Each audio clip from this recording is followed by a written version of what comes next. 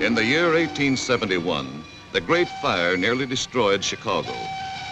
But out of the ashes of that catastrophe rose a new Chicago, a city of brick and brawn, concrete and guts, with a short history of violence beating in its pulse. That history is on record, and the record is kept by the newspaper men who have made Chicago's papers great. No period in Chicago's history was more violent than the years of Prohibition. The rise and fall of the bootlegging empires was written in blood and bullets. In 1932, there were 365 murders committed in Chicago, one for each day of the year. 8 policemen were shot down in the line of duty. One of the most ruthless of these murders occurred on December 9th, 1932, on South Ashland Avenue, in a place operated by a woman named Wanda Skutnik. Wanda Skutnik's store in the Polish district was the front for a speakeasy.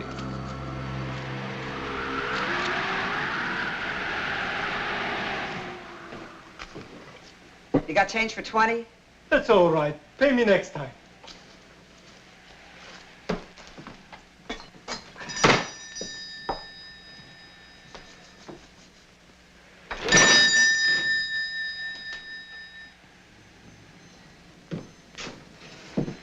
Wanda, you're looking at a guy that's coming down with a cold. Sit down. Oh, thanks. Hi.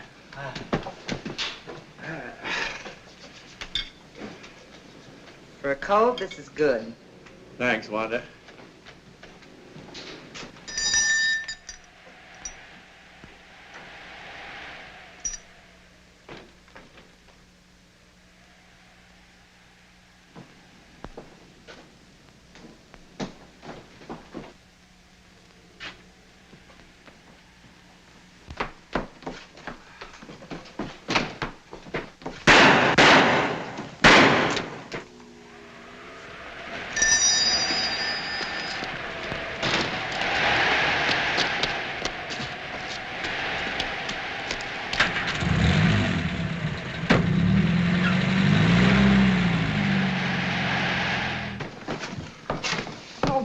Get the police, Wanda. Get the police, quick.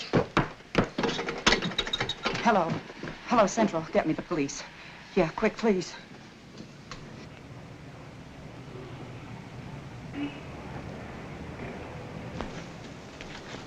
This cornered, frightened bootlegger gave information that pointed suspicion towards a man named Tomek Zaleska. Tomek Zaleska couldn't be found, but 2 weeks later, a tip from another source revealed that Zaleska had spent the night of the murder with his friend, Frank Wiecek. The police closed in on the home of Helen and Frank Wiecek.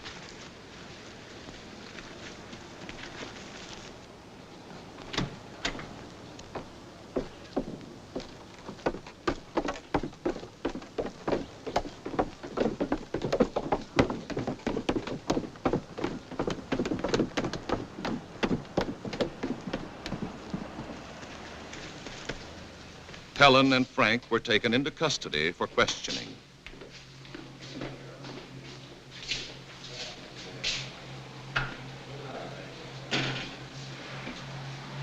Frank Wiecek admitted that Tomek Zaleska had spent the night of the murder at his home, but insisted he knew nothing about the crime.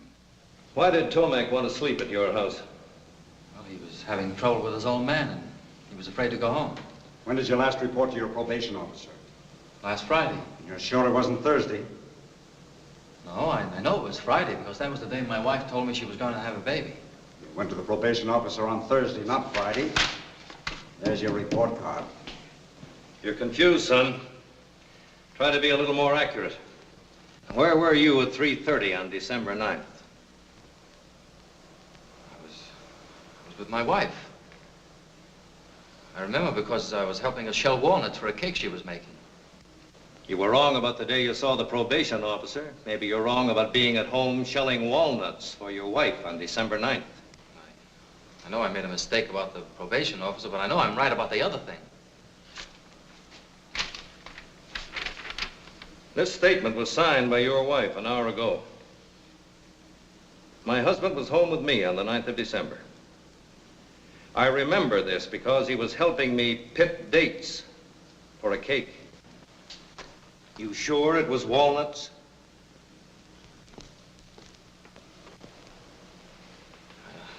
I don't know. I'm sure she must be mistaken.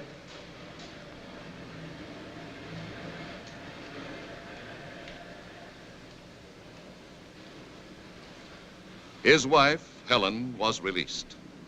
But because of Frank's confused testimony on insignificant points and his minor police record, he was held as a suspect.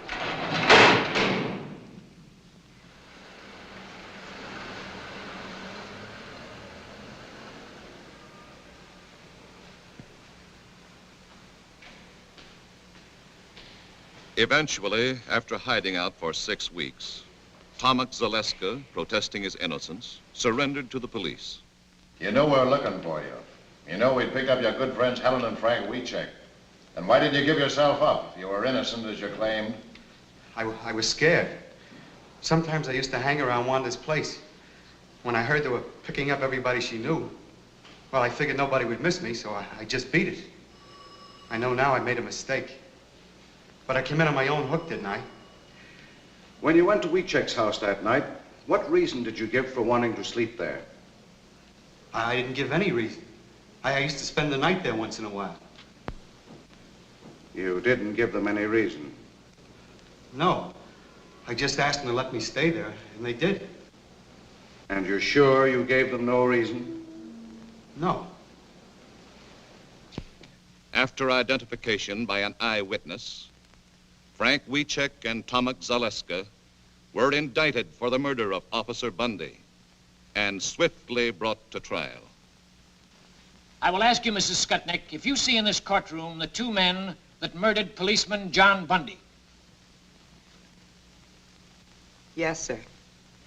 Him and him. Had you ever seen either of these men prior to the time of the shooting? Oh, sure. Tomek used to come around my place all the time. The other fella I never saw before. And the first time you saw Frank Wiecek was on the day of the murder? Yes, sir. And the next time you saw him was the day you picked him out of the police lineup? Yes, sir. Thank you, Your Honor. The people rest. Both men received a sentence of 99 years to be served in Stateville Penitentiary. This happened in November 1933. Frank and Tomek went to prison. The case was forgotten for 11 years. Forgotten until October 10th, 1944, when a small advertisement appeared in the classified section of the Chicago Times.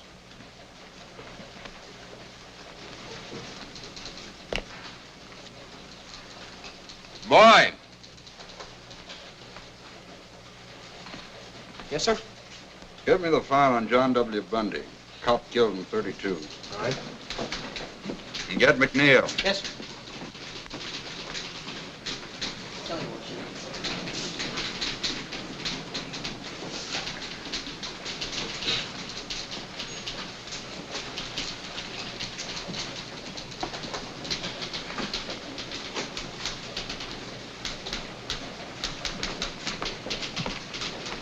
Check this.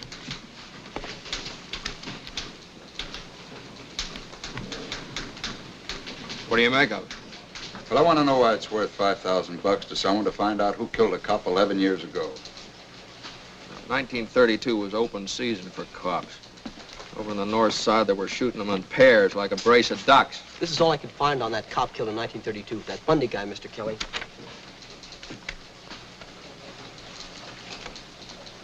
Now, you see what I mean? He didn't rate much. Well, it wouldn't hurt to check it. You might get your name in the paper. Now, this is sucker bait. Every grifter and mooch in town will be after that $5 grand. They'll frame their brothers to get it. And maybe this is a frame. There's a lot of angles, this thing. You see what I mean? Just takes you longer to catch on, that's all.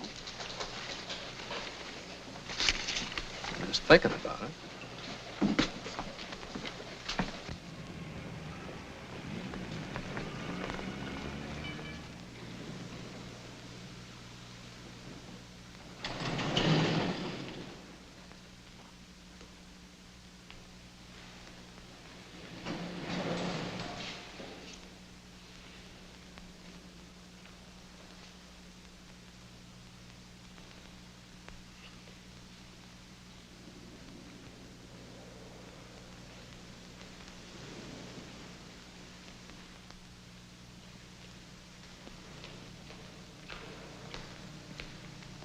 I'm looking for Tillie Wiecek. What you want? I called Northside 777. They said I'd find her here. I'm Tillie.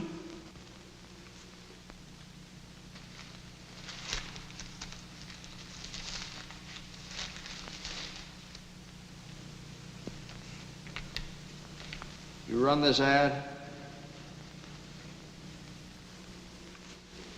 Yes. That's for me. You know something? No. No, I'm a reporter from the Chicago Times.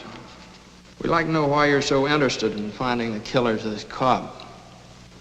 Frank Wiecek is my son. I his mother. My son's in prison for killing him. He didn't do it. My friends, they tell me if I offer big money, maybe somebody will tell who killed the policeman. Now, you mean your son's in prison for killing the cop, is that right? Yes, but he don't do it. My Frank's a good boy. He don't do this thing. About this $5,000. Where'd you get it? Is that important? Oh, yeah, it's very important. Where he got it, where you got it, might have a lot to do with the case. He might have it hidden away someplace. Maybe you got it from some mob that's trying to spring him. No. I work. I scrub floors. 11 years. I never miss a day's work. I earned it. Every penny. 11 years? That's a long time. Yes. You just say it. My boy, he lived it. Believe me, mister. You don't know my Frank. But me, I his mother. Well, you mean you got some new evidence, something that wasn't brought up at the trial? No. No. That's why I try to buy new evidence. No, you're just wasting your money. You'll get cheated out of it. No, not me. Look, lady. He's in for 99 years. Now, if you want to make good use of the money, send him lots of cigarettes and candy, try and keep him happy. You're very kind. But I not use my money for candy or cigarettes. If you're not able to help, I get my Frank out someday. Somehow, I dream of this day. $5,000 a lot for a dream. Yes. 11 years. I dream and I work. First, I tried $3,000. Nothing. Now I try $5,000. Suppose nothing happened. Then I work 11 more years. I get $10,000. But my boy, someday he get out.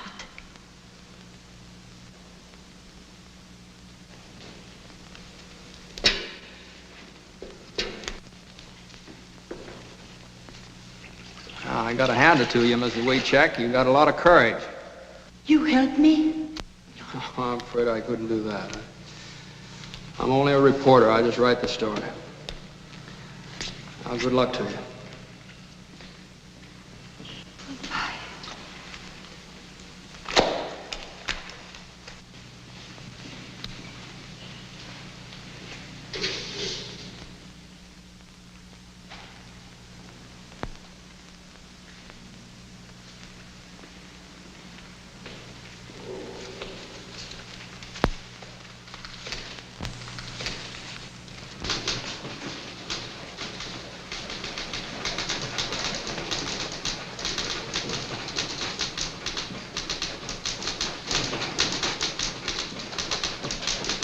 Great job, Max. Thanks, Charlie.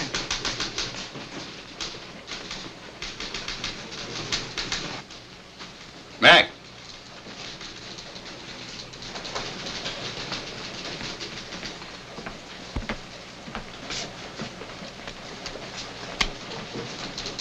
Hey, this story on the scrub woman, pretty good.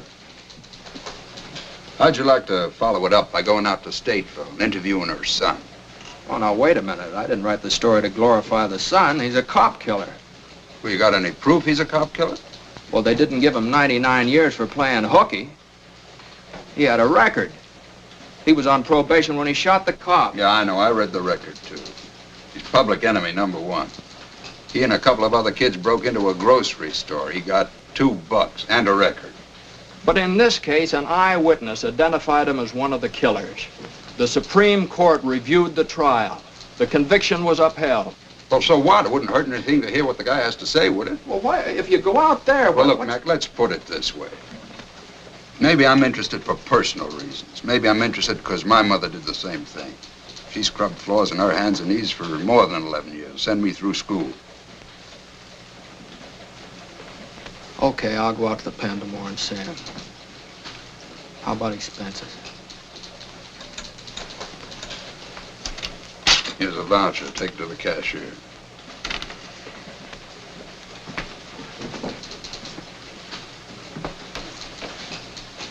Kelly. I happen to know that your mother had a small annuity. She never scrubbed a floor in her life. You never got past the 5th grade. But I figure if you pull such a corny gag as this, you must want me to go pretty bad, so I'm going. But I want you to know that you didn't get away with it.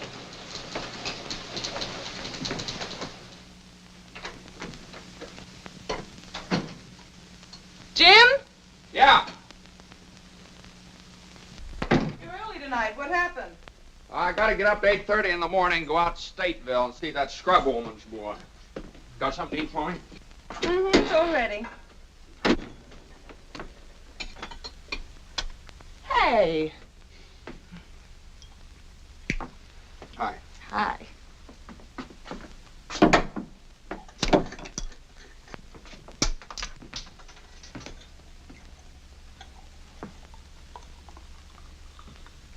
Hey, got a new one, huh? Isn't it a beauty? 500 pieces. Yeah, I can't see how a smart girl like you can spend so much time on these things. Oh, I noticed you worked on the last one. You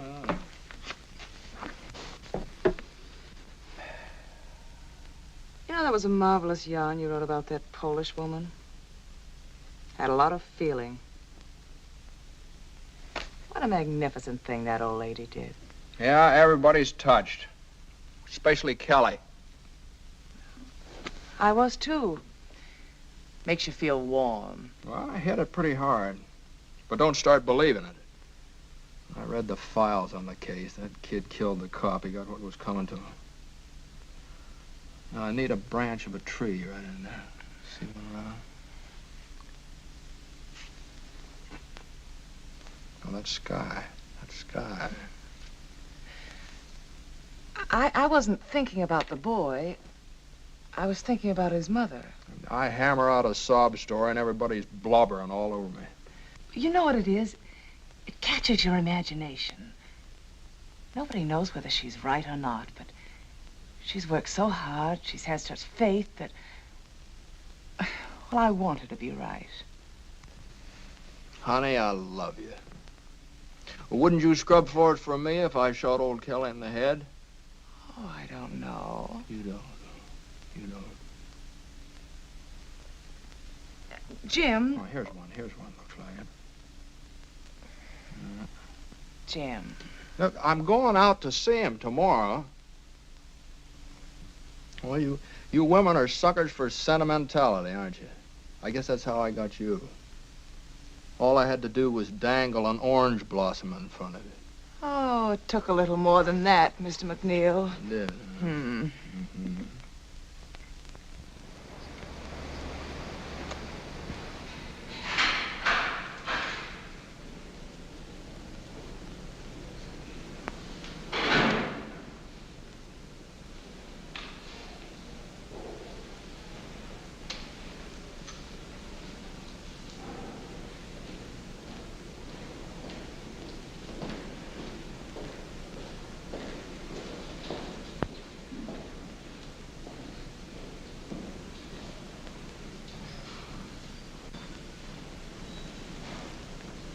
What kind of a guy is he, Warden? I like him.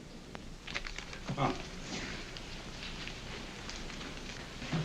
Frank, this is McNeil of the Chicago Times. He wants to interview you. Now, you don't have to consent to this interview or answer any questions if you don't want to. But I do want to. Sure I want to. Okay. That's fine. He's yours. Sit down, Frank. The Times has taken an interest in your case. I came out to ask you some questions. Yes, sir. I'd like more of your story, your side of it. I need an angle, something to hit the public with, you understand? Yes, sir. Now, you knew about the ad your mother ran in the papers, and the $5,000 reward. Yeah. Did you know she was scrubbing floors to earn that money? Yes, I did. All she lives for is to get me out. I guess that's all I've got to live for, too. Well, that's a very good angle to play up.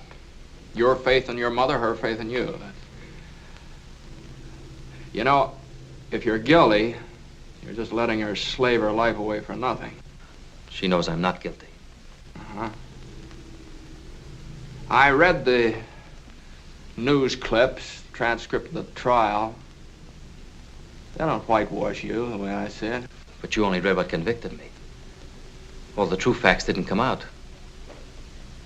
Even Judge Moulton said I was innocent. The judge that gave you 99 years? Well, the jury said we were guilty. He had to. But in his chambers, he said he knew we were innocent. When was that? Well, after he sentenced us. Oh, after? Well, maybe we better duck that. What else? My lawyer was a drunk. He wouldn't even let me take the stand. He was afraid I'd get the chair. Oh, go on. When they question you hour after hour, you're bound to get mixed up on a lot of little things the way I did. That's another good angle. Railroaded, huh? And they took me from one police station to another. Every few hours. Taking me around the horn, they call it. So my lawyer couldn't get me out. And this one, the Skutnik. The first 2 times she saw me, she said I wasn't the man. And all of a sudden, she said I was. Finger woman. All right, we'll play that up, too. I was home with my wife the night the policeman was killed. Does your wife visit you regularly? My wife, yeah. We're divorced. Well, we better duck that angle, too. You duck so many things. You don't believe me, do you? Listen, I talked to your mother. She's a very fine old woman. She believes you. I need proof. I got no proof. Yeah, I know. All right, now, what we'll do with this thing is this. We'll play up this mother angle and the finger woman, and maybe a little police and political corruption, too. I didn't say that. Well, what difference does that make? It's a good angle. Probably true, anyway. You see, you don't want a wishy-washy story. This thing's got to have sock, mass appeal. It's the only way we'll be able to help you. Get sympathy, public support. Now, you leave it to me. Okay, Ward. Thank you. That's all, Frank.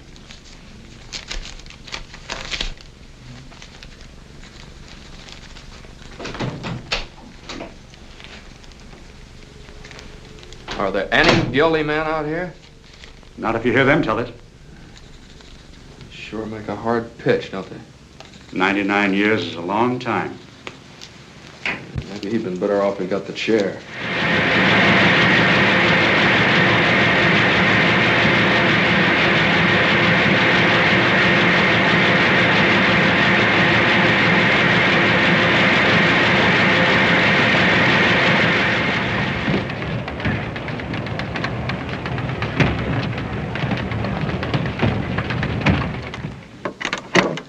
Mr. McNeil is busy, but I'll tell him you like the story. You're welcome. Yes, the Times is going to continue with the Wiecek case. You're welcome.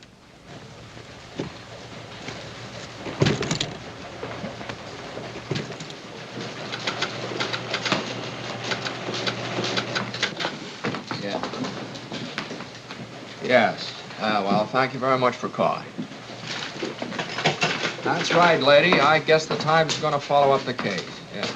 Goodbye. Say, what are you going to use for a follow-up? What follow-up? Well, the thing is snowballing. I want more of it. Well, you want to give me a raise, or do I just get the $5,000 from Wiecek's mother?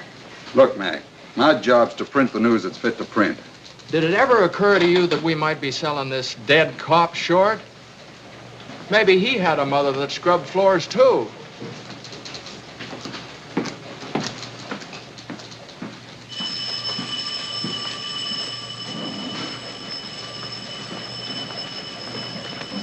And another thing, you remember what Wiecek said about that judge that promised him a new trial? Well, the judge died 3 weeks after the case was closed. He's been dead for 11 years. That Wiecek's a pretty smart cookie, you know. He gives me a lead and knows I can't check up on it. Well, why don't you take a different lead? Look, Mac, you know we're getting on the average of more than 20 phone calls per hour from our readers. And every time that phone rings, you see those great big juicy headlines. I know, Chicago Times clears innocent man. Well, why not? Well, why not? It's impossible, Kelly. You can't do a thing like that. Listen, Mac, if you don't like the story, if you think he's guilty, end it. Write a finish piece and kill it. I'll take that deal. I'll interview his wife. She believed in him so much she divorced him. That ought to kill it for good.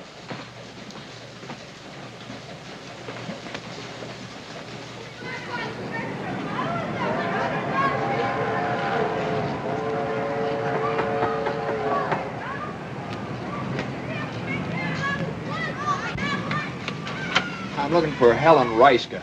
Yes? I'm McNeil of the Times. I'm doing a series on the Wiecek case. Oh, yes, I read them. Please come in.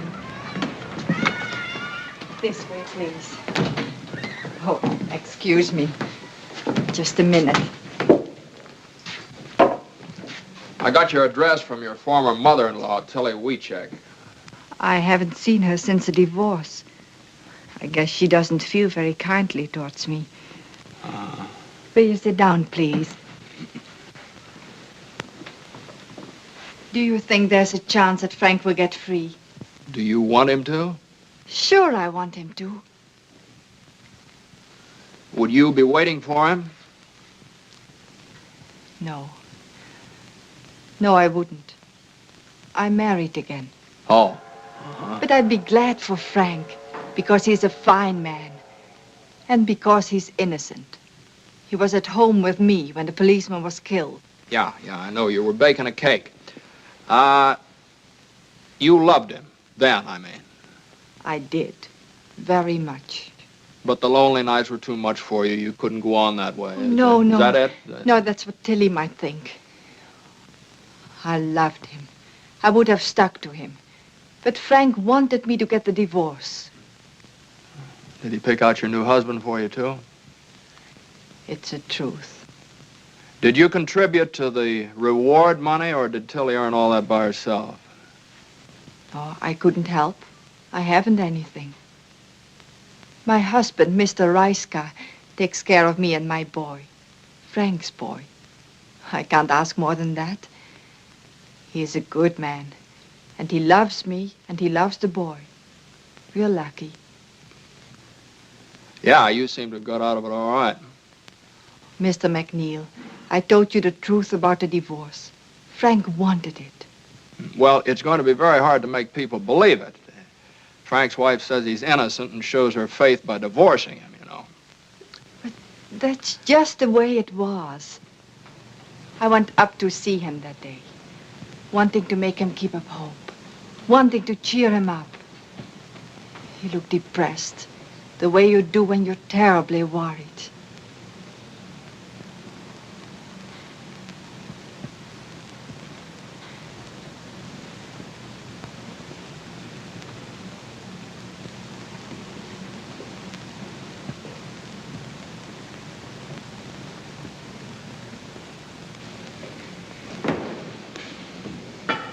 How have you been?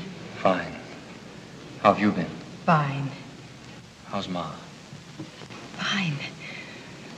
And the boy? How's the boy? Oh, he is fine. Always fine. Everything's fine. We have nothing to say anymore. Oh, Frank, darling, please. I know. So many things you don't say. You don't want to talk about the outside because I'm in here. You don't want to remind me. But I remind myself. I think of lots of things. Ellen, tell me, how's the boy doing in school? He's doing very well, Frank. What about the other boys? Kids can hurt him bad. They're only kids, Frank. Yeah. They do not know what they're saying. Son of a jailbird. Cop killer's son. Oh, it's nothing, Frank. I was thinking about moving to a new neighborhood anyway. He'll go to a new school. Oh, it's no good. A new school is no good, Helen. A new name. That would be good. Frank. I'm just like dead, Helen. In 30 years, maybe I can get a parole, if I'm lucky. 30 years. Helen, you've got to divorce me, Helen. You can't mean that, Frank. Yes. Love's not for us anymore, Helen. It's finished. Now we must think of the boy. Only the boy. My boy must live for me. But I couldn't do it, Frank. I just couldn't.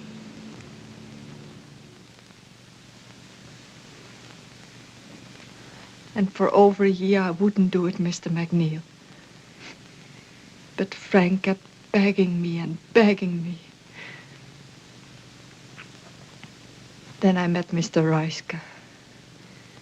He loved me, and he was fond of little Frank. He understood everything about us. Well, what about the boy? Does he know? Yes, he knows. But now everyone calls his father Uncle Frank. We've made a point of that. Look, Mom, Brandon! No! You lost the other one. This is Mr. McNeil of the newspaper. And that's my husband, Mr. Reiska. Reiska? And that's my boy, Frank. How are you? Say, I'd like to get a couple of shots of you and the boy, if it's all right. That's all right. Come on, son. Come over Sit here, Frank. Right there. There you are. Come on. Hey, here.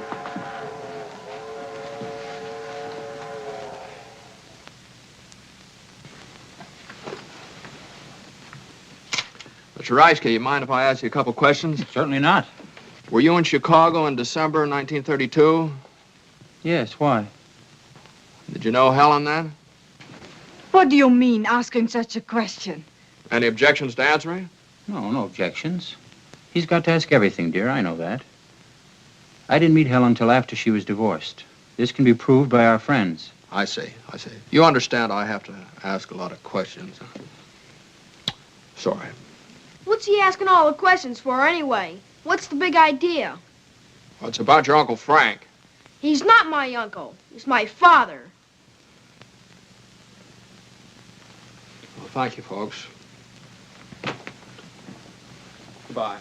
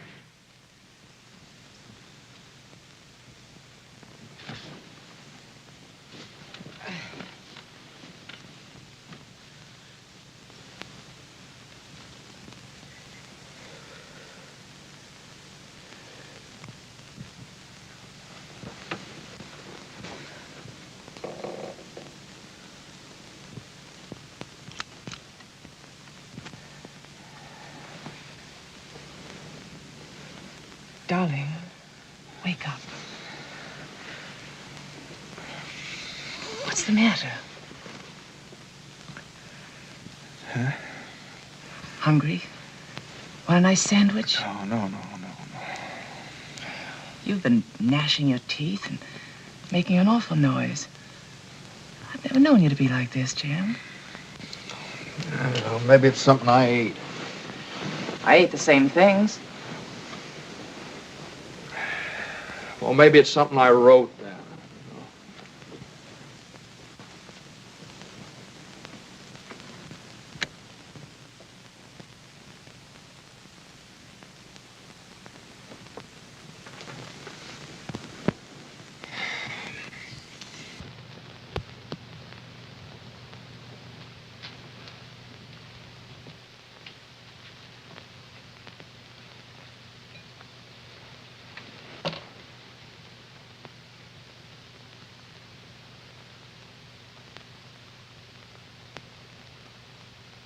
You look nice.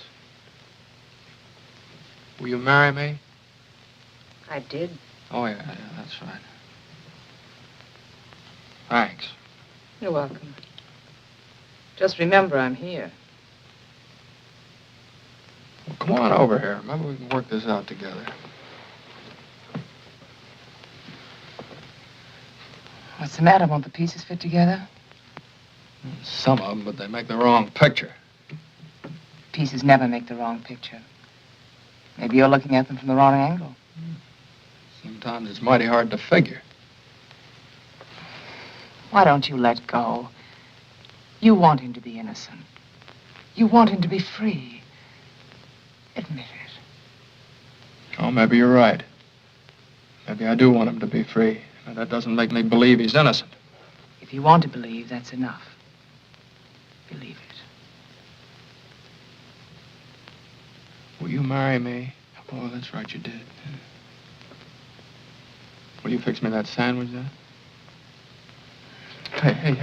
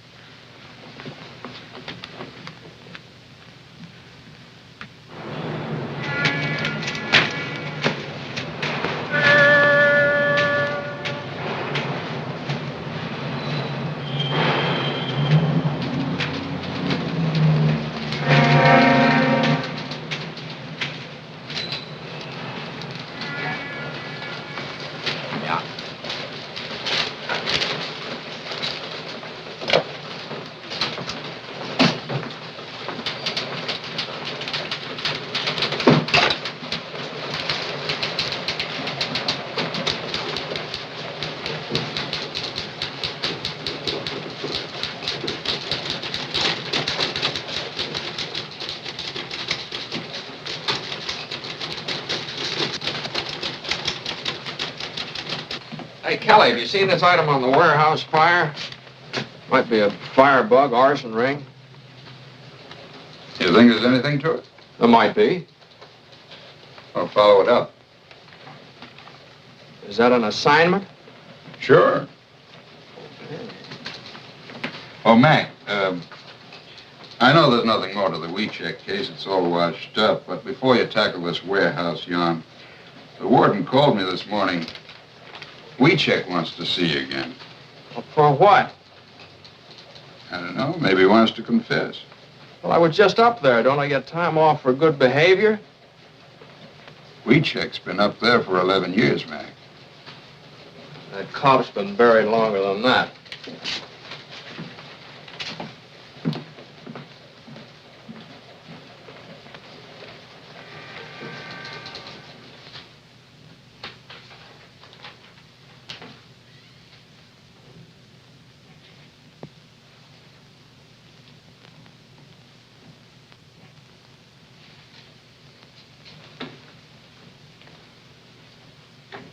Hello, Wiecek.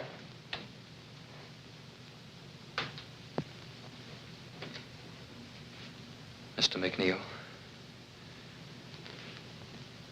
I sent for you to tell you that I don't want you to write anymore about me or my family. I've read what you've written. I've seen the pictures of my mother, my wife, and my boy. We poured our hearts out to you, unashamed. Well, you wanted help, didn't you?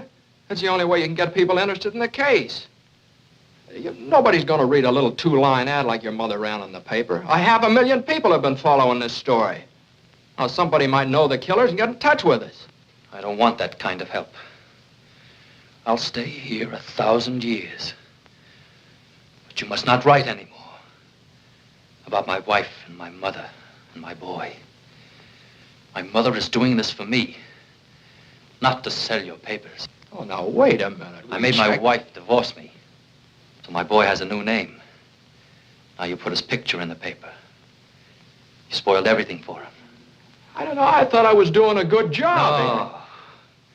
This is writing without heart, without truth. Before I thought maybe some crook lawyer would try to get the $5,000 from my mother. But this I never figured. Yes, I say it. I'll stay here. I'll stay here 1,000 years. But never write anymore about my family. Leave them alone. Leave alone my wife and my boy.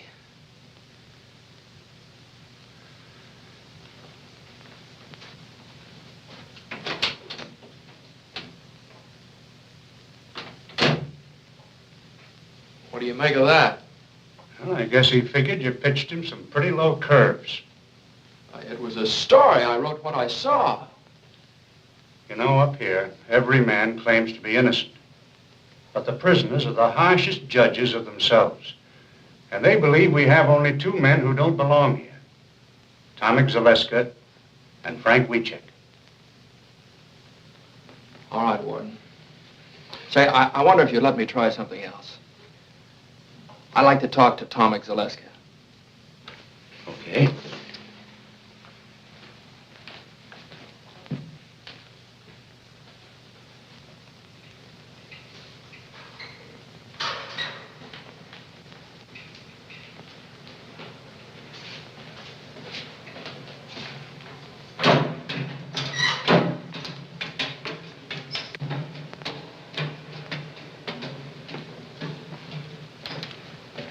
I'd like to talk to Zaleska. Yes, sir.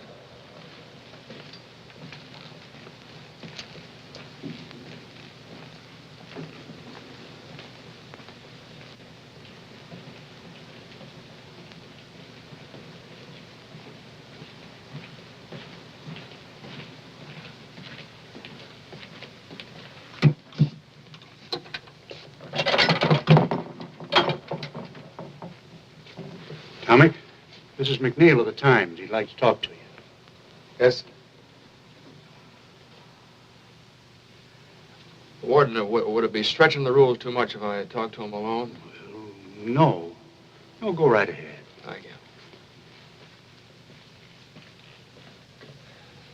Are you familiar with the work the Times is doing for Wiecek? Yes, sir. Now, look, Tomek, we want to clear up this Bundy case one way or the other. We don't think Frank was in it with you.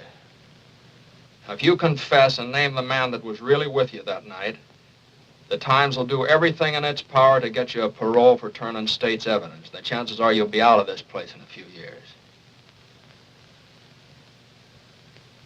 What have you got to lose? You're in for a life now.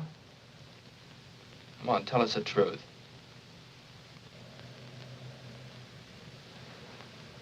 Sure. I could say I did it. Then maybe have a chance of getting out like you say. But if I confessed, who would I name as my partner? Joe Dokes? I couldn't make it stick for 1 minute. That's the trouble with being innocent. You don't know what really happened.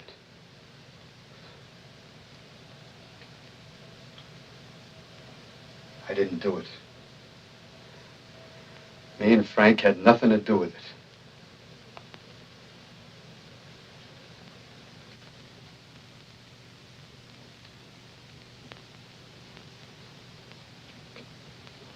Okay, Tomek.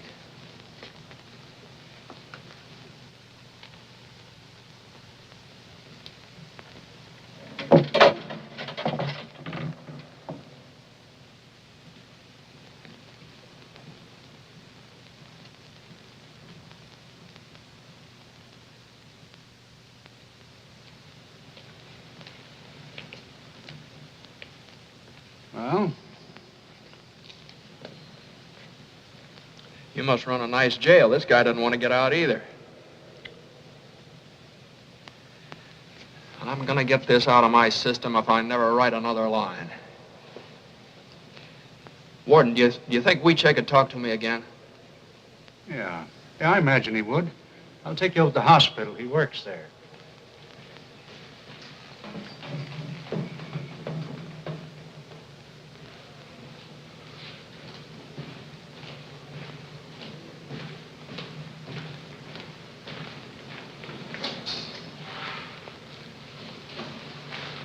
Frank, Mr. McNeil would like to talk to you again, if it's all right with you.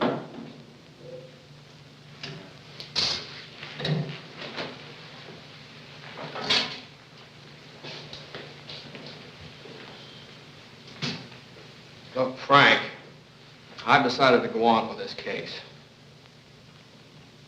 I'll slant the story your way. I also want you to know that I'm still not convinced you're innocent, but I'm willing to dig, get the facts. But remember this, if I ever catch you lying, I'll blast you so hard you won't even get a parole when you're 33 years old. Is it a deal? I've nothing to be afraid of. It's a deal. Okay, Frank. Now, I want you to give me some information. This judge you told me about, you know, the one that died. Were there any witnesses when he told you he'd try and get you a new trial? Yeah, there was a bailiff. Uh-huh. What was his name? I don't know. Well, I'll find out. What was the name of your lawyer? His name was Underwood. Underwood. Where does he practice? He's disbarred now. That's great. A disbarred lawyer and a dead judge. All right, what else? There's Wanda Skutnik. It was she alone who put me where I am. She identified me, but the other two witnesses, Gruska and the mailman, said no. Then there was the police captain. He was the one who got Skutnik to say I was the man. He stood right alongside of her when she picked me out. She was afraid of him. What was his name? I never found out. He wasn't at the trial. Well, where can I find the Skutnik dame? I don't know. That's nice material. It's all I got, but it's the truth. Would you be willing to take a lie detector test? Mr. McNeil, for 11 years, I've been waiting for a chance to get at that box. You know what you're up against? If it turns out bad, you're cooked. If it turns out good, it's only Leonard Keeler's professional opinion. Doesn't count legally. I'll take the test. Okay, I'll fix it up for you.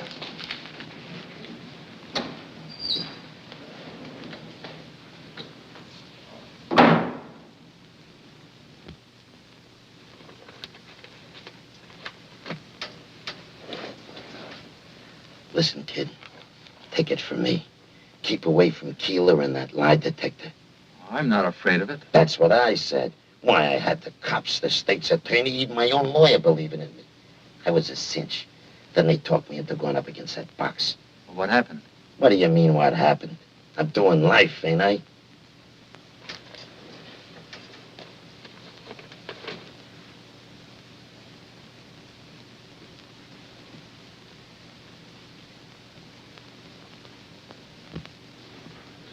Well, the only thing the machine is for is to record the emotional reactions of an individual.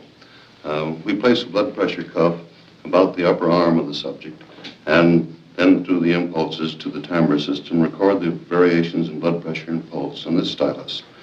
Then the pneumograph is fastened about the subject's chest, and we record the changes in the respiration. And the electrodes fastened on the palm and the back of the hand to record the changes in electrical conductivity of the skin. It's a very sensitive criteria for emotional reaction, emotionality.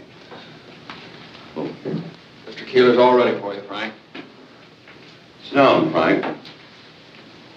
Just take it easy and relax. I'll do the best I can, Mr. Keeler.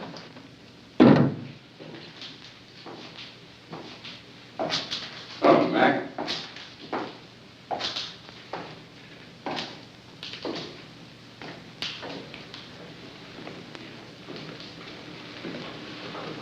What are you doing here? I was driving out to Decatur to see my brother and thought I'd stop by. I'd never seen a lie test before. Decatur's out the other way. Yeah, well, I took the detour, the long way around. Yeah.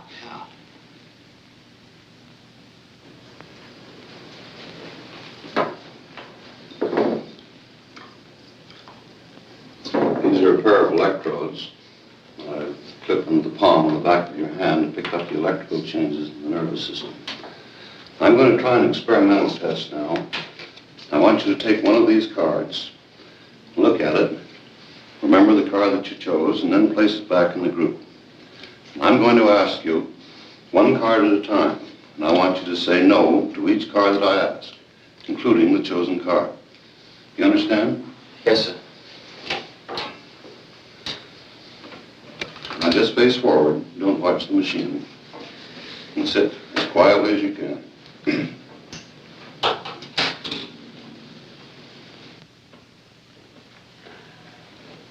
Hey, what's he doing that for? Oh, he's forcing him to lie so it'll show on the graph. Gives good basis for judging Wiecek's reactions. Did you choose the 7 of clubs? No. Did you take the 3 of spades? No.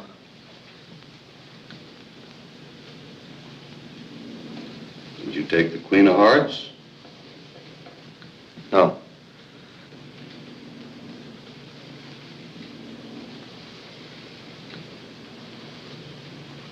Did you take the Ace of Hearts? No.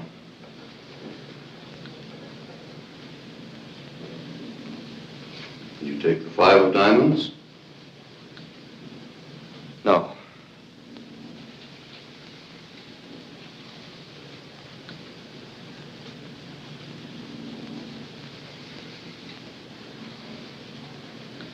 Did you take the 6 of Clubs? No.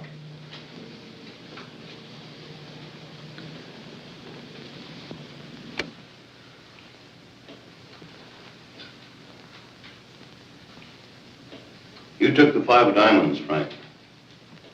Did you? Yes, sir. Now I have a prepared list of questions I'll ask you.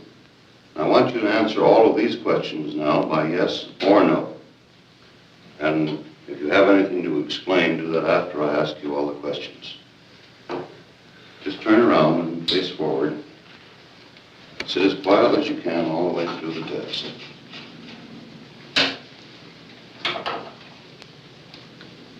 And don't forget, just yes or no all the way through. Is your name Frank Wiecek? Yes.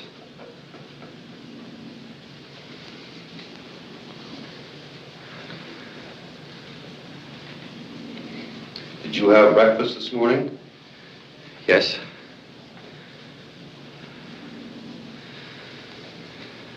Do you know Tomek Zaleska?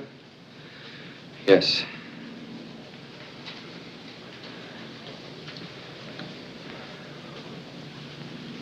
You're 6 feet tall, aren't you? 5'9". Just a minute now. Just yes or no, all the way through. I'm sorry, sir. And sit quietly. Yes. I'll have to begin again now. I'll just ask you some of these questions. I'm sorry. Is your name Frank Wiecek? Yes.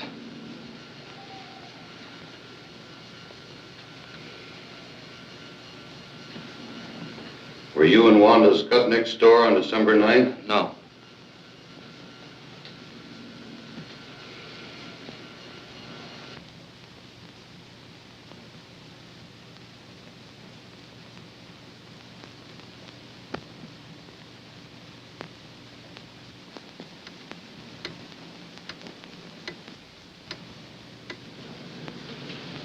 Were you home at the time of the robbery?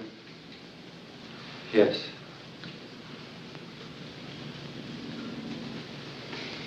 That's all I'm going to ask you. Just sit quietly now for a few moments, and I'll take it up. Yes, sir.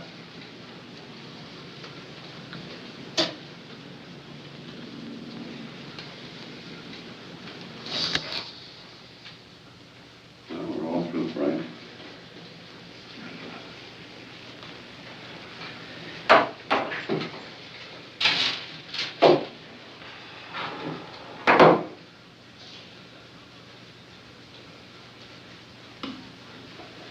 Bye, and I'll probably see you later. See you later, Frank.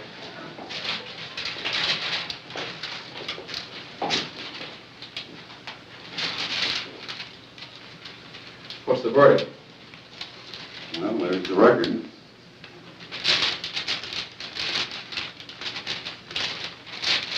Well, what's that jump there? Well, he reacted in all three curves, very specifically. He lied to that question. Is that where you asked him if he killed Bundy? No. Are you married? Well, but he didn't lie. He isn't married. He's divorced. Yes, but he's a Catholic, and he still thinks he's married, and he feels within himself that he's married. And so he reacted in deception. But do you think he lied about anything else? Well, we run so many records today, 4 or 5 of them. I'd like to take a little time to go over them and compare one record with another and the reactions. And, well, I'll call you later on this afternoon and let you know.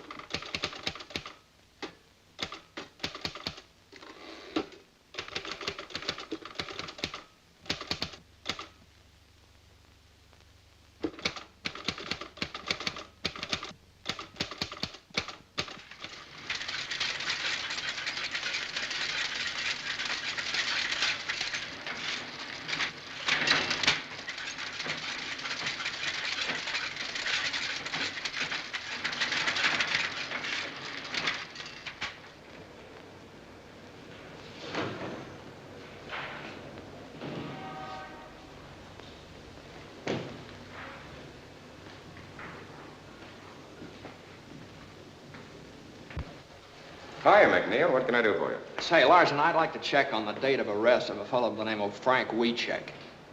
You mean the cop killer? Oh, I'm just trying to do a job. I'm afraid I can't help you, McNeil. Our arrest books for 1932 are in the warehouse. They're not available. What do you want me to do, go to the commissioner? You know where you can go as far as I'm concerned.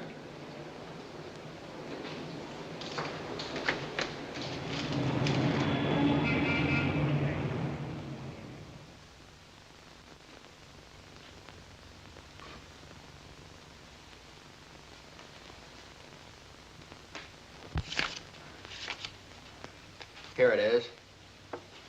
Booked for murder December 23rd.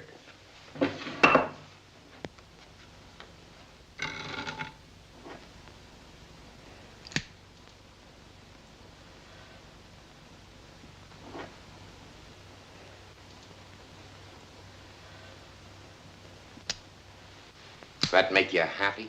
One of the things I was looking for. He was booked on the 23rd. Now, if I can just find out whether he was arrested before then. What difference would that make? Well, if he was arrested before the 23rd, it'd prove that this Skutnik dame could have seen him a couple of times before she identified him. Captain Norris of the New City Precinct handled the Skutnik identification. He never operated that way. Captain Norris, huh? Say, let me see the arrest books for December 1932, will you? I can't help you on that. Look, all I'm trying to do is to find out whether this fellow Wiecek is a cop killer or not. You know, back during Prohibition, the police department got pretty tough when a cop got killed. Now you're talking like the guy in the street. Always thinks we're running around with rubber hoses beating up innocent people. Look, you seem to think the cops framed Wiecek. You're the one that's doing the framing. You're framing the best police department in the country. Bundy was a good cop and a good man. Why don't you write about his wife and son? And about the other 357 cops killed in the last 20 years? Oh, back in 1932, they did a lot of... Maybe they did, but they weren't always wrong. How do you know? Were you in the division at the time? No. All I can say is it's awful hard for a man like me to be fair to a cop killer. And supposing he isn't a cop killer? Maybe I ought to help you, but I just can't. You've helped me plenty, don't worry. Captain Norris, huh? Had charge of the Skutnik identification, huh? Well, it looks like he's sort of mixed up in this himself. Maybe I better go over and talk to him. You better take a shovel with you. You'll have to dig him up. He died in 38.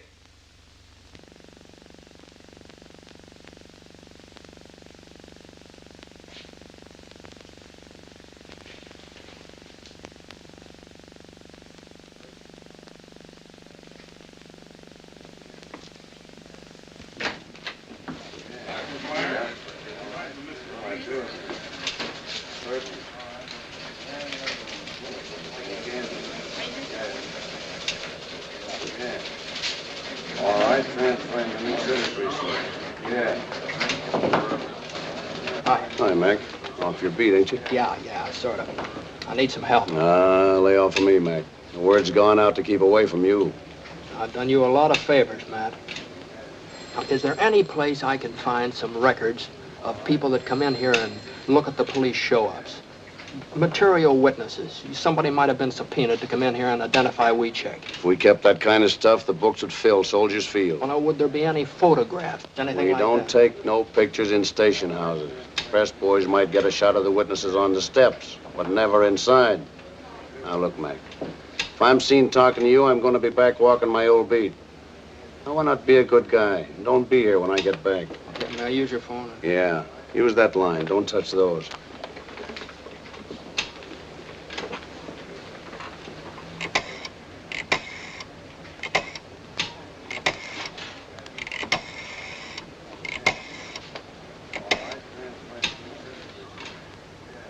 This is McNeil.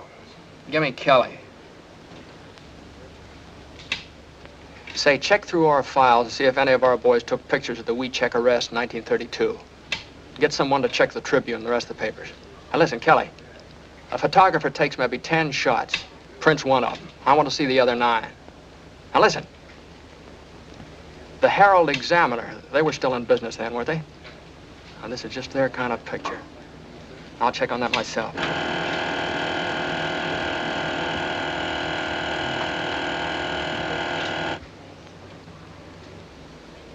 Hey, I just thought of something. See you later.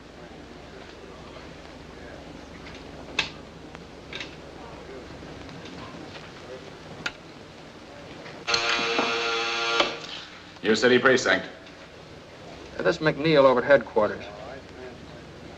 You got the book on the Wiecek arrest in 1932? Yeah, but we've been told to pull it out of the files. I'll drop over and see it. Okay, we're right over. Right.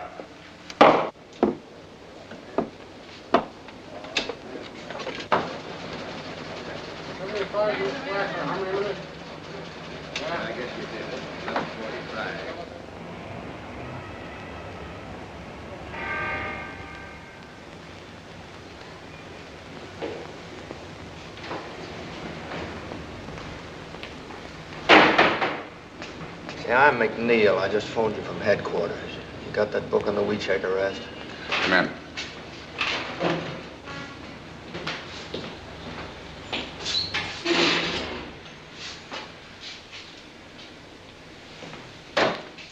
Thank you.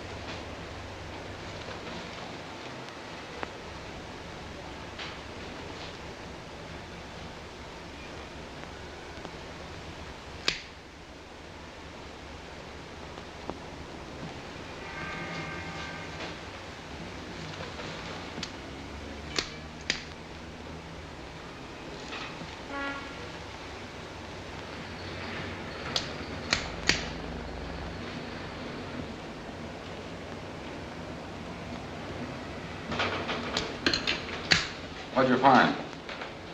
Wiecek was arrested in the morning of the 22nd. He wasn't booked until the afternoon of the 23rd. Norris took his time, didn't he? What'd you say your name was? McNeil. What division? I'm McNeil of the Chicago Times. This is confidential information. This is public information, and I'm entitled to use it. We've got our orders. You got a beef, you talk to the state's attorney's office. That's a good idea. I think I will. In the meantime, I wouldn't let anything happen to that book if I were you.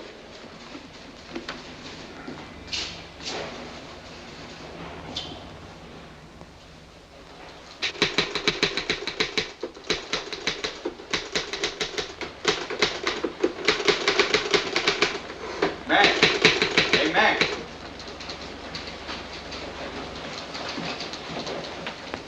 Hey, this is hitting him pretty hard, isn't it? I haven't even started on him yet. I think this whole thing stinks. Kelly speaking. Yeah. Yes, sir. Right away. That's the boss. He wants us both. Let's go. Let's go.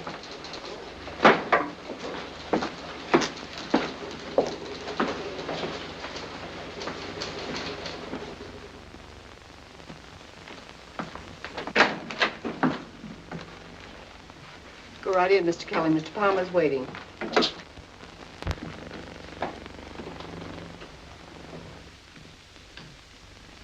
Mr. Kelly, Mr. McNeil, I believe you know the commissioner. Oh, I...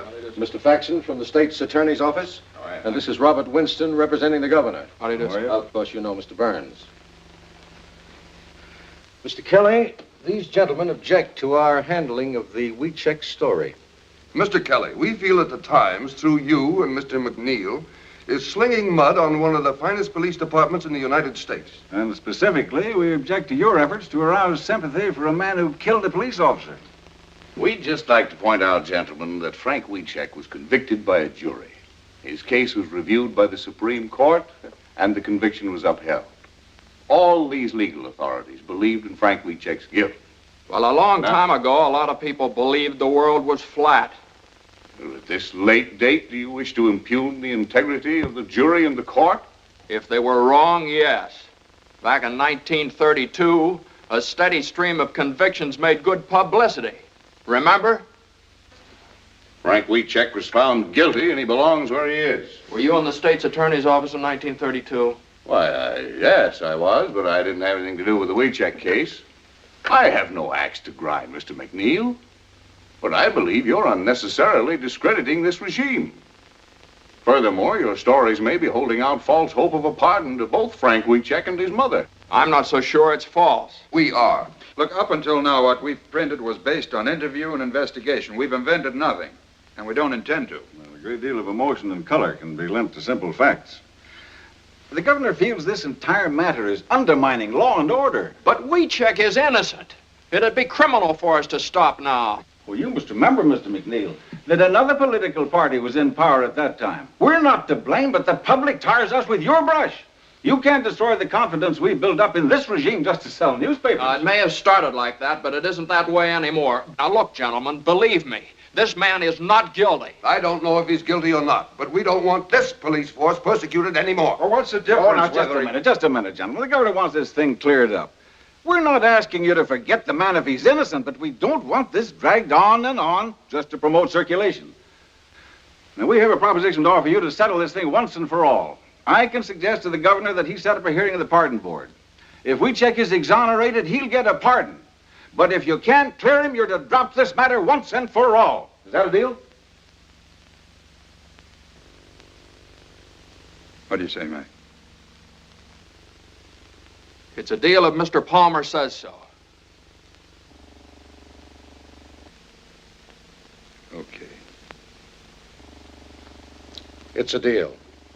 I'll ask the governor to set up a special hearing next week. Are you ready to accept that? Yes, I am. There's just one thing, Mr. McNeil. If you go before a pardon board and they turn him down, it'll go on Wiecek's record. Then when he's eligible for parole, that record may hurt his chances. Now, mind you, there's no regulation. There's no law. But the very fact that he was investigated by the pardon board and turned down may have a prejudicial effect upon his application. What you're doing is gambling with Wiecek's parole. Now, that's a chance we'll have to take. Well, gentlemen, that's settled then. We're agreed. Thank you very much, gentlemen. We'll live up to our end of the bargain. Goodbye. Goodbye, sir. Goodbye. Goodbye. Goodbye.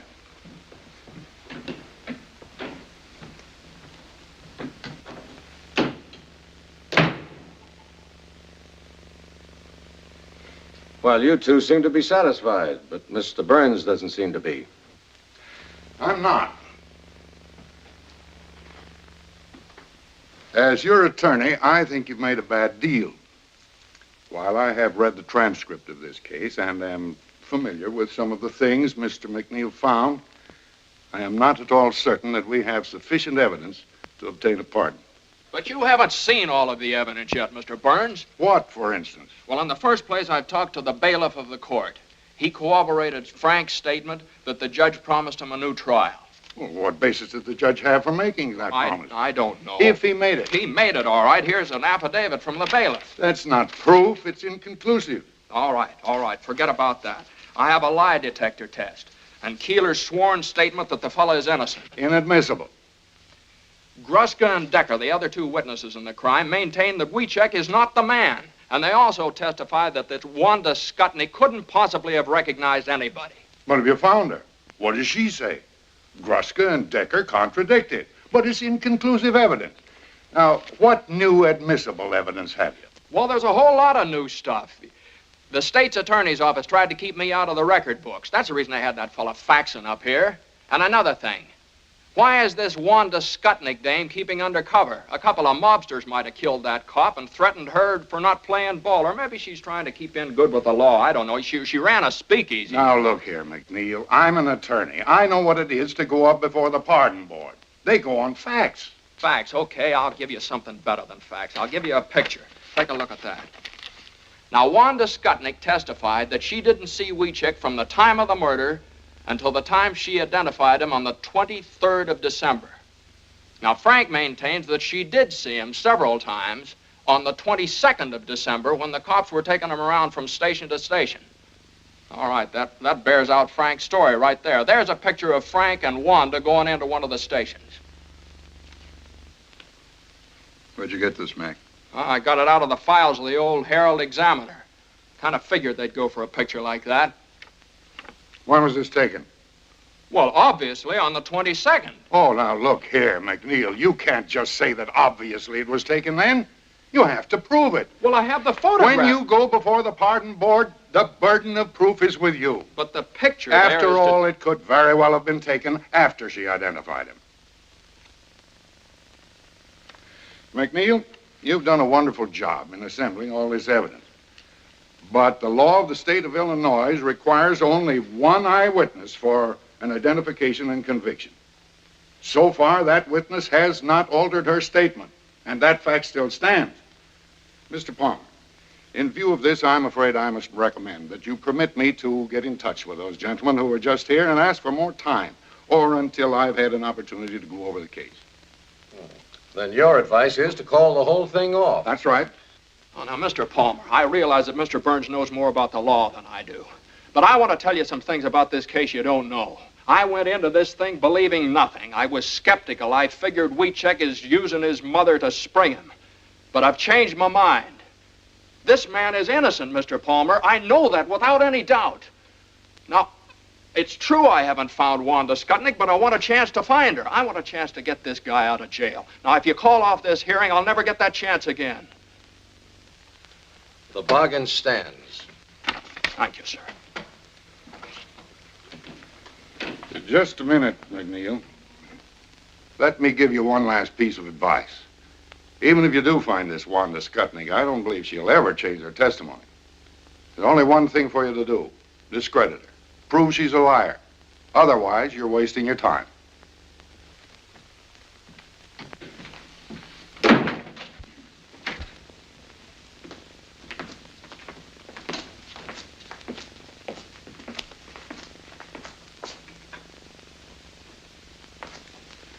Yeah, that's great.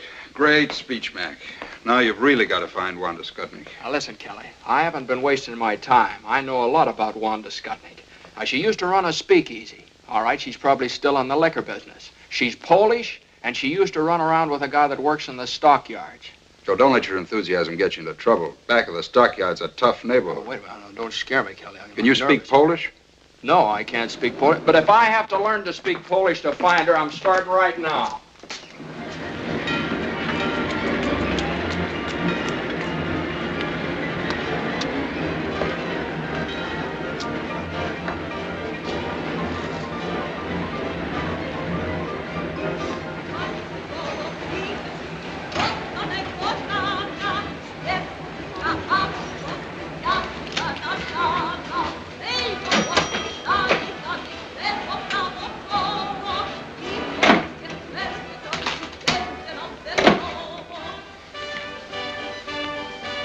What do you have? Say, did you ever see that woman before? Her name's Wanda Skutnik. You a copper? No. Her uncle died, left her a little money. I hear she's remarried. Having a hard time finding her. Money, huh? Well, I don't know. I'll see if the boys in the back room know about it. Kto je? Czy któryś słyszał, że kobieta się nazywa Wanda Skutnik? Nie. Ja jej nie pewna żonata? Ja wcale nie. Ma nowe nazwisko. Nie. Never heard of it. Fly.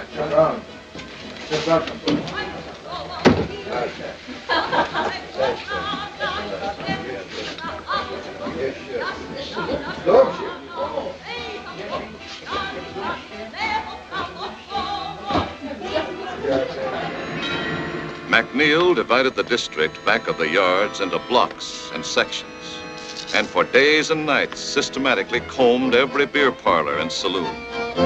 Ja panu powiedziałem, że więcej już nie będę pracować. Tak ciężko robił. O, panu opowiadam. That's all for me. Sure. Na zdrowie panu. Na zdrowie.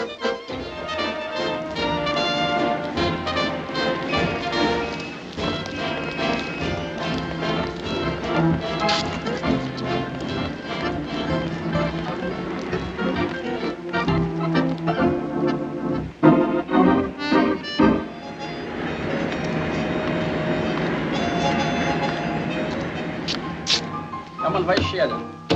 Ile ty masz? Ja wszystko wygrałem.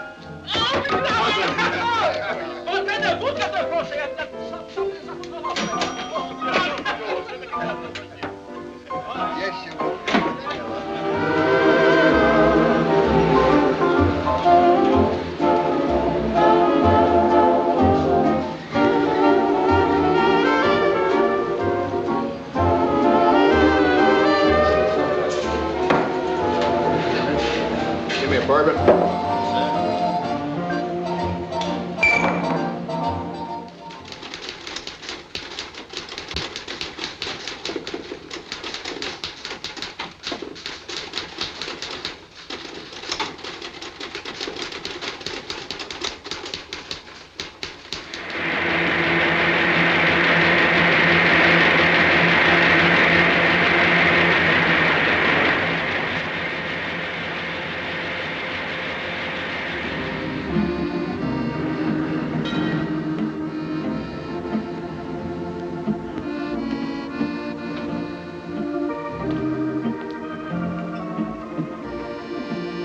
What do you have?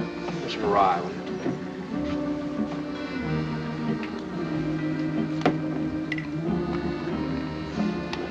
Say, did you ever see that woman around here? No, I don't think I have. Her name's Skutnik, Wanda Skutnik. A lot of women come in here, but I don't know them by name.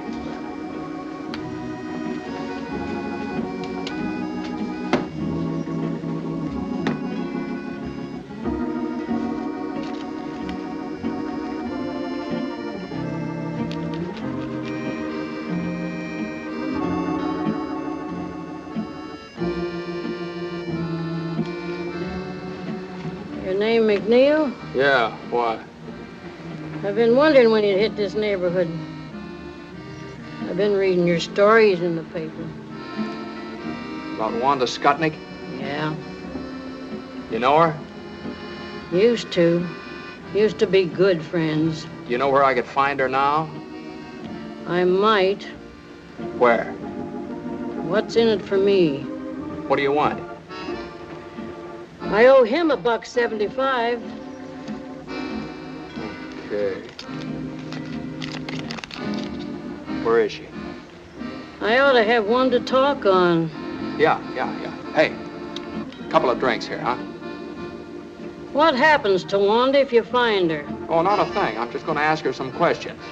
There ain't no warrant out after her, nothing like that. No, nothing like that. Leave the bottle here, too, will you?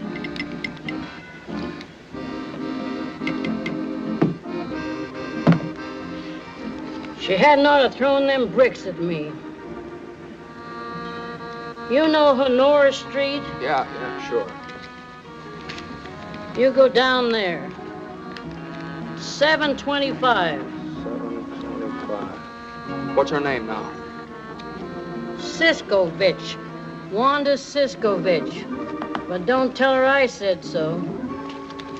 She's got a bad temper.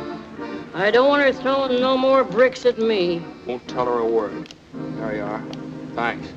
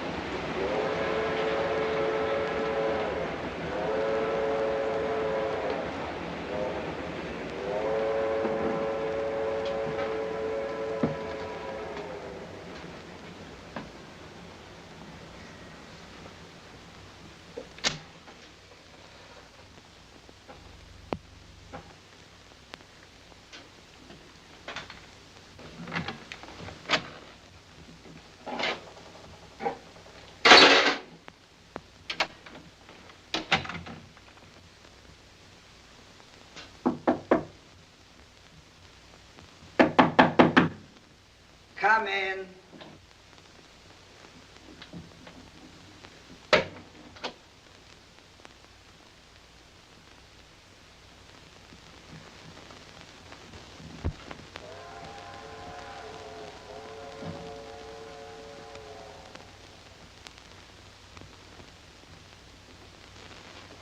Who are you? I'm from the Tyne. Get out of here! So you're Wanda Skutnik. Yeah. I've been wondering when you'd show up. Now look, lady, I'm not going to give you any trouble. I'd just like to ask you a few questions. You want to cry in my beer? All I want to know is this. Is there any possibility that you might have been mistaken when you identified Wiecek? No. Well, if you're so positive, we can prove it. Will you take a lie test? A lie test? You think I'm crazy? Look, will you give me a sworn statement? I did my swearing in court. How many times did you see Frank before you identified him? Never. You didn't see him before the police show up? No, only when he killed the cop. Look, I said all I got to say. That's all there is, see? What do you mean that's all there is? There's a lot more than that. This kid's been up in the pen for 11 years. Now, look, I've got to go before the pardon board day after tomorrow. Now, Frank's got a good chance to get off if you help him. I got no reason to help Wiecek, and I got no reason to help you neither. You're the one that wrote them lies about me. I've been thinking of suing you for libel. That's the reason I wrote them. I called you a liar and a bootlegger and a finger woman. I insulted you every way I could think of, and I'm going to keep on doing it, see? Go ahead and sue us for libel. I'd just like to get you up on a witness stand under oath. Yeah, and you still wouldn't get nothing out of me.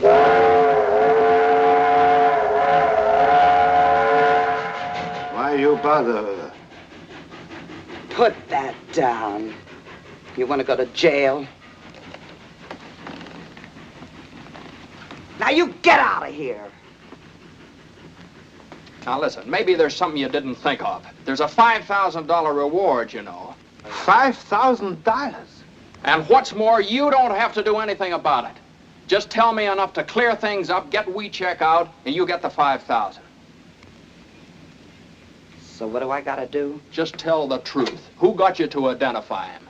Who are you afraid of? Nobody, nothing, nobody. I ain't afraid of nobody and ain't got nothing to say. Wanda, it's $5,000. Shut up!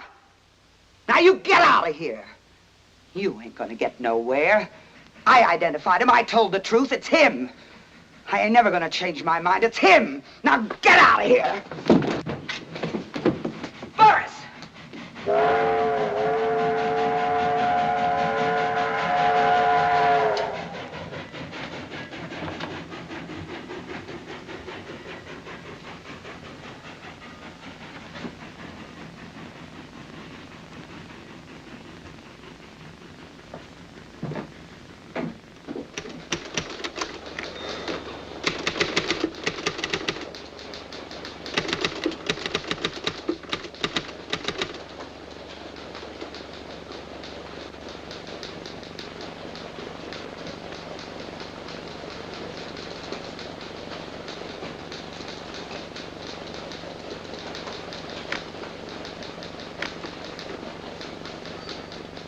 Well, Mr. Burns has given us a clear picture of the situation. If Wanda Skutnik can defy the pardon board, if the board has no authority to subpoena her, the power to make her talk, then we're helpless. What do we do now? The thing for us to do now is for me to appear before the pardon board at Springfield this afternoon, present our apologies, and ask that the case be withdrawn. Will that appear on Frank's record? Will it spoil his chances when he becomes eligible for a parole? No, his name simply will not come before the board. All right. That's it, then. I'm sorry, Mr. Palmer. I want to apologize to you, too, Mr. Burns. I thought if I found this woman, I could make her talk, but I missed her. I'm sorry. Okay, Mac. Kelly, write a finished story on this Wanda Skutnik and end the whole thing. Get the paper off the hook. Well, I can get a train for Springfield in about half hour. Good.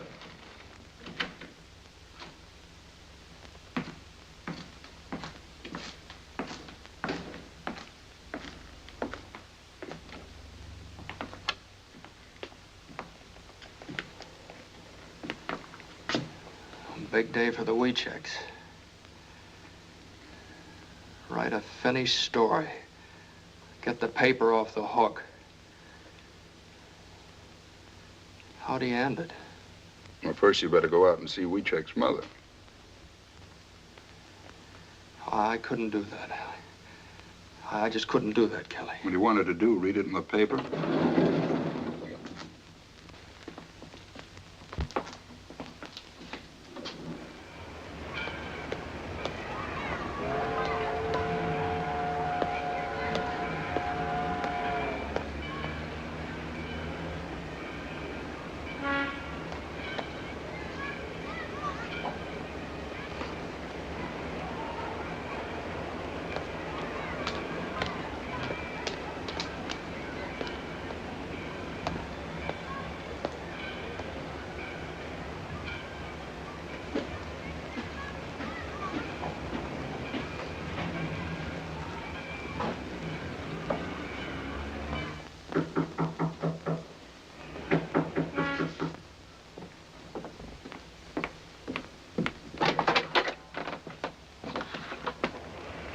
Mr. McNeil, come in. Thank you. I got to excuse myself. I was not expecting company. You mustn't regard me as company, Tillie. I was baking a pie for Frank. Please sit down. I'll get you some coffee.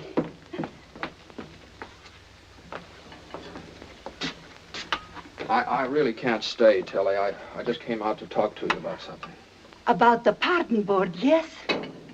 Oh, I pray for this day. I want to tell you about it. Yeah. Come over and sit down. And now it has come. It is here. Tillie, I must tell you this. Yeah. We're going to call off the hearings. We don't have a chance in the world of getting Frank his pardon. No chance. No. But you work so hard. You do everything. Everything I could. You got lawyers. He tell pardon board. We have the best. But don't you see, Tillie, if we go before the pardon board now, it'll just be hurting Frank's chances for a parole later on. We can't get a thing out of Wanda Skutnik, and without her, we have nothing. I saw her at the trial. She will never tell. Like a rock. She will never tell. But she knows. Yes, she's afraid. She will not talk, never. And without her, we have no evidence. Evidence? They got no evidence when they sent my Frank to prison for 99 years. I got no evidence when I scrub floors every night. Go without supper. Walk to work so I save a nickel for Frank.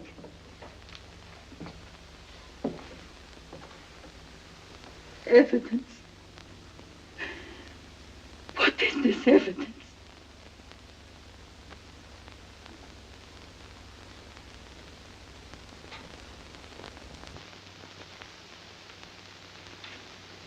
I can't tell you how sorry I am, Tillie.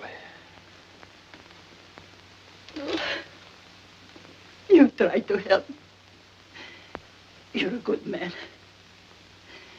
But if this thing happened, then we fight some more. We fight more and more. Yes?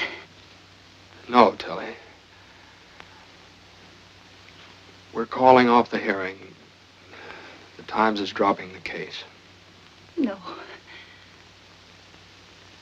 But if you go, I got no friend left. I'm sorry.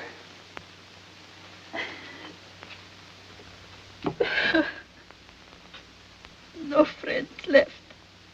No friends no more.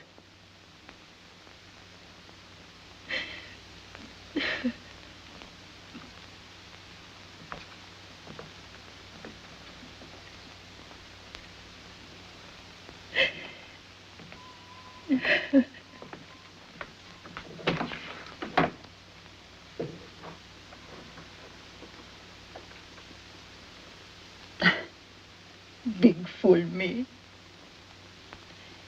Sure, I got a friend.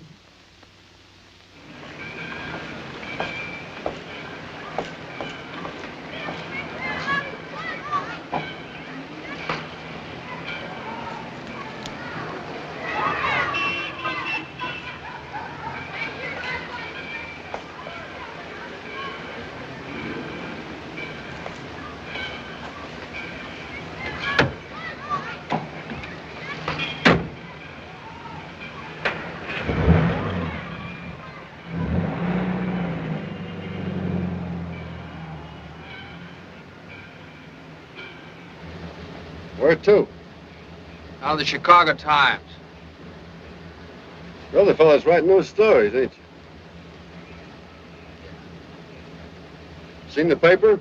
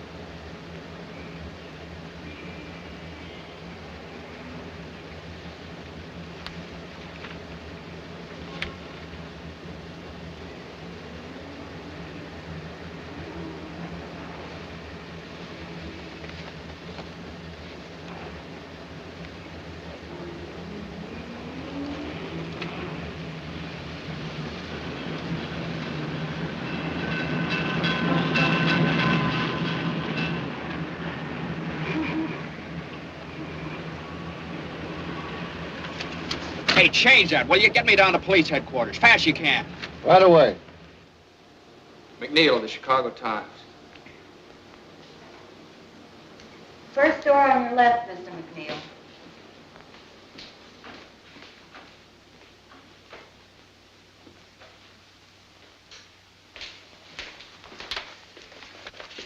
Say, did you make the enlargement of the photograph of this forged check here? Yes, why? I got a picture here. I just wondered, could you blow that section of the picture up right there? Sure. Would all the details come out on it? Well, that depends. You got the negative? No, that's all I got right there. Well, then I'd have to make a dupe. How long would that take? Oh, a couple of hours. What do you think? Could you get started on it right away? Yes. But you're McNeil at the Times, aren't you? Been working on that Wiecek case. That's right, I'm McNeil.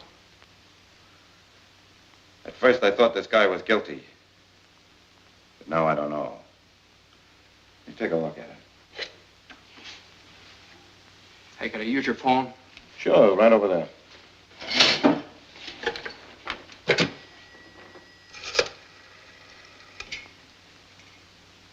I want to put in a person-to-person call to Mr. Martin J. Burns.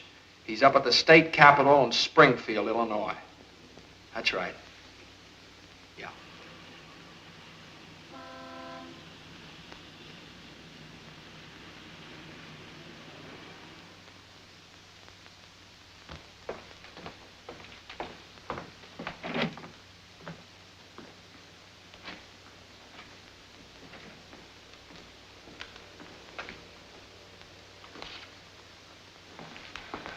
Sorry, gentlemen.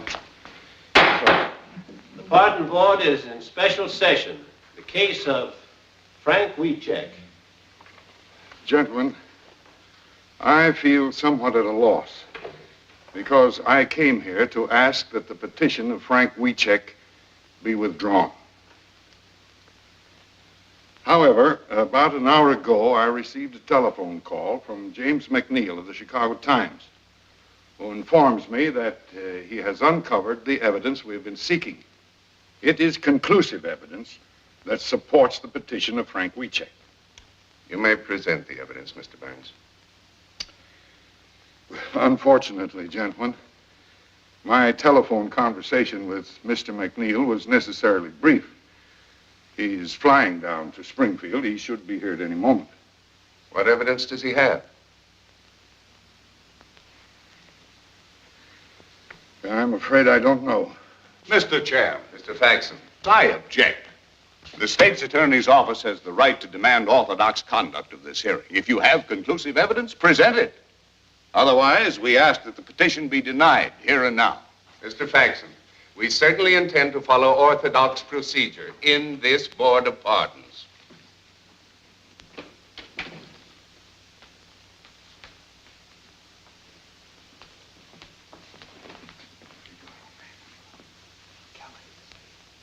Kelly's sending it over the AP wire.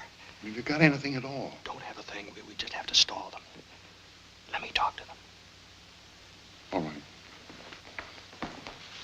Mr. Chairman, gentlemen, I'd like to ask your permission to have Mr. McNeil of the Chicago Times address the board.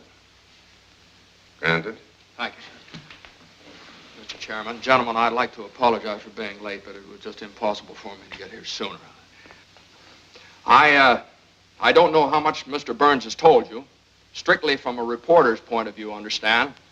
I've assembled what I feel is a very solid case. And of what does this case consist? Well, it consists of such debatable items as a lie detector test. Now, I realize that you're unable to accept that. You want evidence. But sometimes the weight of evidence, just because it's in the record, is heavy enough to crush the truth. We'll discuss the shortcomings of our judicial system some other time, Mr. McNeil. Yes, sir, I'm sorry. I realize that at the present time you want facts. We have a notarized affidavit from the bailiff of Judge Moulton's court that the judge felt that Wiecek did not receive a fair trial. We have those documents before us, Mr. McNeil. They could hardly be called conclusive. Yes, sir. But as you probably know from those documents, Gruska and Decker contradicted Wanda Skutnik's testimony, and those affidavits bear them out. The board is aware of that too, Mr. McNeil. But Wanda Skutnik has not altered her testimony, has she? Wanda Skutnik lied from beginning to end. She lied about everything. You know, it's a very funny thing about the Statue of Justice up there. She has a sword in her hand. It's a double-edged sword. Cuts both ways. It keeps cutting the ground out from under everything in favor of Frank Wiecek, But the other side of it, that isn't so sharp. It doesn't cut the ground out from under Wanda Skutnik, and she's the only one responsible for Wiecek's conviction. Now, I have a police record here that proves that Wiecek was arrested on the 22nd of December. I have another one here that proves he wasn't booked until the 23rd of December, 1 day later. Okay. Wanda Skutnik testified that she didn't see him from the time of the murder until the time she identified him in the police lineup. Here's a photograph of Frank Wiecek and Wanda Skutnik together going into a police station. Now take a look at that, gentlemen. That's new, and that's the basis of my conclusive evidence. The two photostats of the police records merely indicate that some time elapsed between Wiecek's arrest and the time he was booked. As a reporter, you know very well that this is a common occurrence at police stations. Yes, sir, but what about that photograph? It must be perfectly obvious to you, Mr. McNeil, that we have no way of knowing when this picture was taken. Was it on the 22nd or the 23rd? Or was it during or after the trial? Yes, sir, I know. Now, gentlemen, that's what delayed me. Now, if I do prove that that photograph was taken on the 22nd of December, 1 day before Wanda Skutnik identified Frank Wiecek in the police lineup, how about that? What then? In that event, Mr. McNeil, we might be obliged to render a favorable decision. But can you prove it? Yes, sir, I think I can. I just need a little time. Time? Do you mean to say, Mr. McNeil, that you still have no corroborating evidence? No, I'm not sure. The police laboratory down in Chicago is enlarging this section of the photograph. Now, if the enlarging process... Yes, I know, but how long will this take? As soon as the enlargement is developed, they're going to send it over the wire photo system from the Chicago Times to the Illinois State Journal, which is just a few blocks down here. Now, all I ask, gentlemen, is that you go down there and see that thing with me. I object. The methods of publicity previously used in behalf of the plaintiff indicate that this may rightly be regarded as an attempt to make journalistic capital of this hearing. Now, I am authorized by the state's attorney's office to state categorically that in the opinion of our office, the facts set forth in Wiecek's behalf do not indicate that he was a victim of a miscarriage of justice.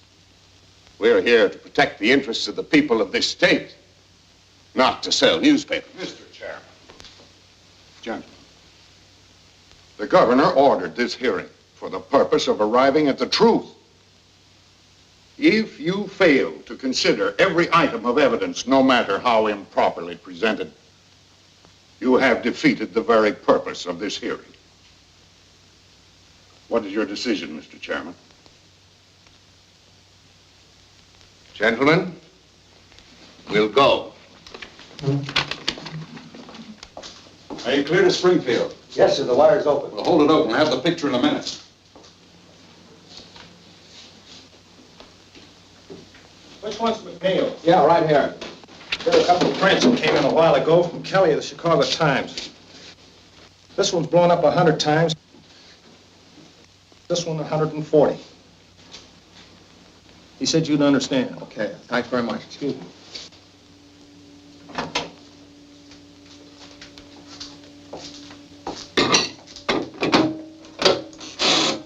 Ask them if they're ready. Springfield, are you ready for this picture? We're ready. Okay, here's the final lineup. Okay. All ready, Mr. McNeil.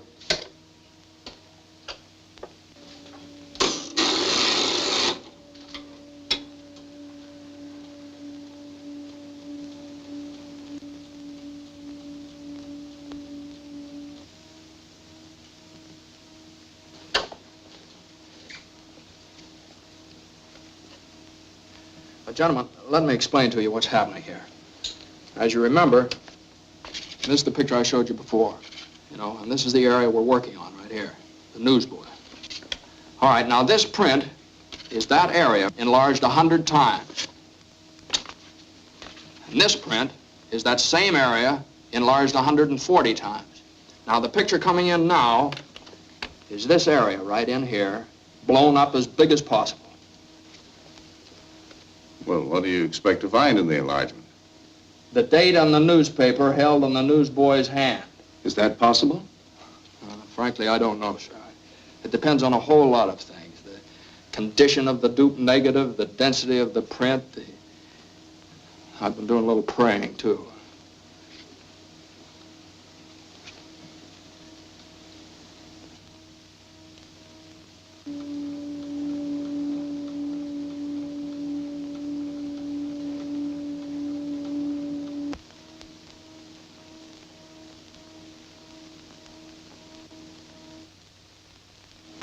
That's it, Mr. McNeil. Excuse me, please. How long will this take? Oh, it's a positive print. Shouldn't take long. You can come along with me if you want. This way, Colonel.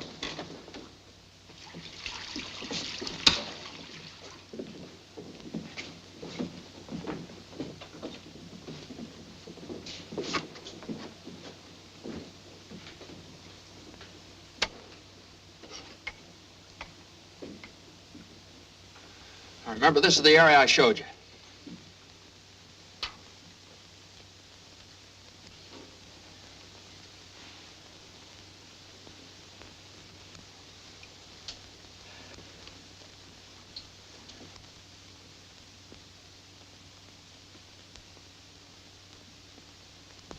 There, it's beginning to come through. Now, what's the date? What's the date?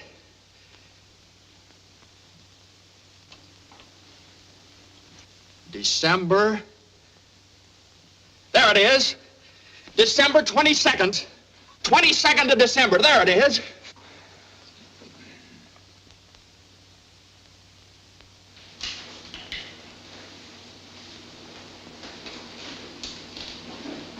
Goodbye, boy. Good luck, Frank. Thank you.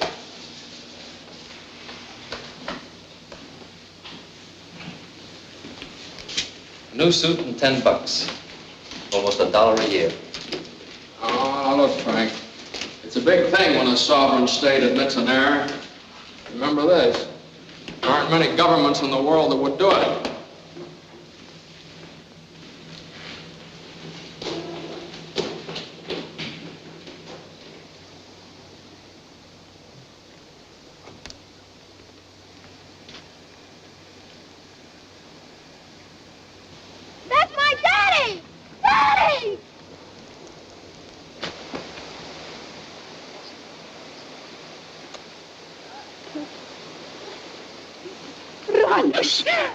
Franuś!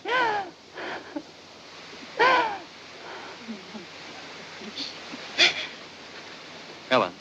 Frank. Frank, this is... Yeah, I know.